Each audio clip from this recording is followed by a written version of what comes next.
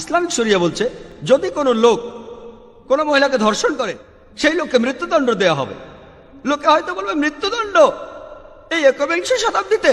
ইসলাম একটা বর্বর ধর্ম, এটা একটা নিষ্ঠুর আইন, এটা একটা বর্বর ধর্ম। আপনারা জানেন যে আমেরিকা এখন পৃথিবীর সবচেয়ে উন্নত একটা দেশ, আর সেই দেশে অনেক বেশি পরিমাণে ধর্ষণ হয়।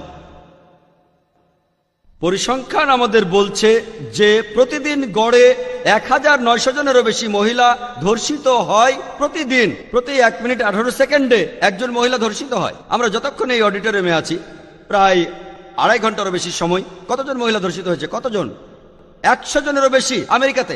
আমি আপনাদের প্রশ্ন করি, যদি আমেরিকাতে ইসলামিক শরিয়া প্রয়োগ করা হয় যে প্রত্যেক পুরুষ যখনই কোনো মহিলাকে দেখবে দৃষ্টি নিচু করবে, মহিলারা সবাই হিজাব মেনে পোশাক পরবে, আর তারপর যদি কোনো পুরুষ কোনো মহিলাকে ধর্ষণ করে তাহলে মৃত্যুদণ্ড, আমি আপনাদের প্রশ্ন করছি এতে করে কি ধর্ষণের পরিমাণ বেড়ে যাবে? সেটা কি একই রকম থাকবে নাকি কমে যাবে? এটা কমে যাবে, এটাই কার্যকরী আইন। ইসলামিক শরিয়া প্রয়োগ করলে হাতে হাতেই ফল। আমি অমুসলিমদেরও এই প্রশ্নটা করেছি যে ধরুন কেউ একজন আপনার স্ত্রী বা আপনার মাকে ধর্ষণ করলো, আর ধরুন আপনি সেখানে বিচারক, ধর্ষক আপনার সামনেই আছে, তখন তাকে আপনি কি শাস্তি দেবেন? আর বিশ্বাস করুন তাদের সবাই বলেছে আমি তাকে মৃত্যুদণ্ড দেব। কেউ এমনও বলেছে যে তাকে অত্যাচার করে হত্যা করব। তাহলে কেন এই দুমুখ নীতি? যখন অন্য কারো স্ত্রীকে ধর্ষণ করা হচ্ছে তখন মৃত্যুদণ্ড একটা বর্বর আইন, আর যখন নিজের স্ত্রীকে ধর্ষণ করছে তখন আপনি বলছেন নিজেই মৃত্যুদণ্ডের কথা। কেন আপনাদের এই দুমুখ নীতি? আর আপনারা কি জানেন যে ইন্ডিয়ায় ক্রাইম ব্যুরোর একটা পরিসংখ্যান অনুযায়ী বলা হয়েছে যে প্রতি 54 মিনিটে ইন্ডিয়ায় একটা ধর্ষণের কেস রিপোর্ট করা হয়। আসলে কতগুলো হচ্ছে? আরো অনেক বেশি, রিপোর্ট একটা। আর স্বাভাবিকভাবেই ইন্ডিয়ার হোম মিনিস্টার এল.কে. আদভানি তিনি যেটা বলেছিলেন সেটা টাইমস অফ ইন্ডিয়ার হেডলাইন হয়েছিল। হেডলাইন তিনি বলেছিলেন যে আদভানি বলেছেন ধর্ষণের শাস্তি মৃত্যুদণ্ড, আর আইনে একটা সংশোধনের কথা বলেছেন। হেডলাইন ছিল টাইমস অফ ইন্ডিয়ায় 1998 সালের 28 অক্টোবরে। মাত্র একদিন আগে 1998 সালের 27 অক্টোবরে তিনি বলেছিলেন যে তিনি চান একজন ধর্ষকের শাস্তি হোক মৃত্যুদণ্ড।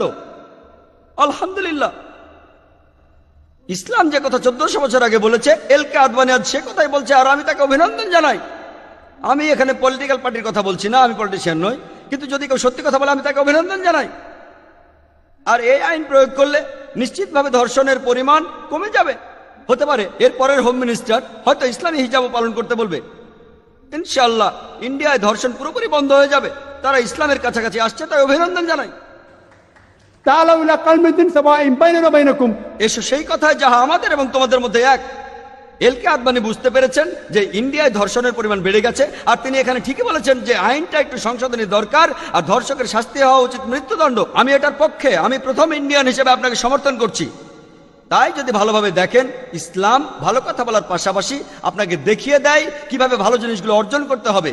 সেজন্য আমি বলি যে সব ধর্মগুলির মধ্যে ইসলাম ভালো কথা বলে, আর সেগুলো অর্জনের পথও আপনাকে দেখিয়ে দেয়। আর তাই আমাকে যদি কোনো ধর্ম পালন করতে হয় আমি সেই ধর্ম পালন করব যেটা ভালো কথা বলে আর আমাকে দেখিয়ে দেয় কিভাবে ভালোগুলো অর্জন করতে হবে। এজন্যই পবিত্র কোরআন সূরা আল ইমরানের 19 নম্বর আয়াতে উল্লেখ আছে, ইন্নাদ-দীনা ইনদাল্লাহিল ইসলাম, নিঃসন্দেহে একমাত্র গ্রহণযোগ্য দিন আল্লাহ সুবহানাহু ওয়া তাআলার কাছে যখন কোনো ব্যক্তি আল্লাহর কাছে তার ইচ্ছাকে সমর্পণ